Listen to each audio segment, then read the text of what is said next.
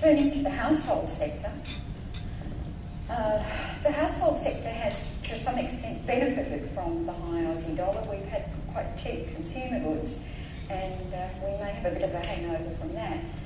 You can see growth in new passenger vehicle registrations, which is moderate-sized investment for households, and those are holding up reasonably well so far, in spite of the slowly falling dollar.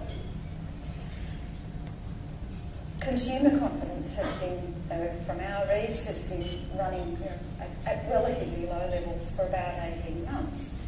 And consumer confidence is also very much tied to consumer behaviour. That too has improved. It's ticked up. That's not a huge rise, but the point is that it's changing direction. We've had this quite long downward trend in confidence. It's flattened out, and the expectation at the moment is that that may continue to improve. More than that, recent research by within the Reserve Bank, looking at the components of consumer confidence, has found that how people feel about their own personal financial circumstances has a greater influence on their behaviour than what they think is going to happen to the economy. Makes sense. Our read on expectations for financial circumstances has been quite positive recently, and indeed the trend is upward. So again, reason for cautious optimism. Housing investment has traditionally been a major driver of growth in the domestic economy. So I'm going to have a very quick look at this, but I encourage you to pick up the Hunter Region Residential Market Outlook that Simon is just releasing today, because that has a great deal more detail in it and detailed analysis of what's happening in our region. There are signs of life in the housing market. We've got a slow pickup in prices. We didn't suffer nearly as much from the housing slump that hit the rest of New South Wales because of the resources sector. But the volume of sales hasn't increased all that rapidly, so it's a fairly temperate market at the moment. And indeed, on the investment side, it's a little unclear what's going to happen, because a great many investors moved into the rental market to respond to people coming into the region to work in the resources sector. Those people have left fairly rapidly, and so vacancy rates, which had been very tight, have eased quite a lot. So a little unclear what's going to happen on the investment side. On the household side, a great deal depends on affordability, and affordability has improved some with the lower interest rate regime and with house prices not rising as rapidly here. So that sort of sets the scene for improving residential approvals. Ours are ticking up.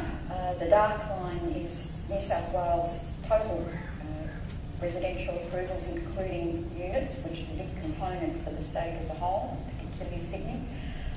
The little dotted line, which jazzes around all over the place, is the Hunter region, and it's houses only because units are a very small part of the scene here. That's a 10-year picture, and you can see this big drop that was in response to the Reserve Bank's move on interest rates to allow capacity in the economy for the resources boom. And the result of that was that we dropped well below the 10-year average, and there's been a lot of talk about unmet demand in the housing market. We look like we're starting to meet that demand, but there's a bit of a question mark over how large that demand is, because one of the things that's also changed, and leaving you with this as some food for thought, is the nature of housing tenure. If we go back 15 years, which is the grey bars, and we look at ownership outright, or purchasing with a mortgage or renting, and we look at it across the life cycle, which is the left to right, we find that back in the late 90s, there was quite strong outright ownership, and it was really, it certainly increased with age, makes sense, but fairly strong across all the age groups.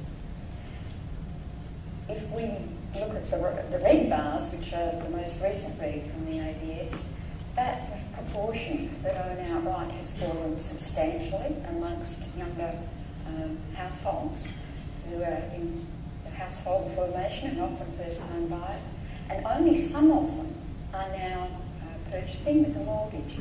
The affordability of housing has changed considerably, and a great many are now renting.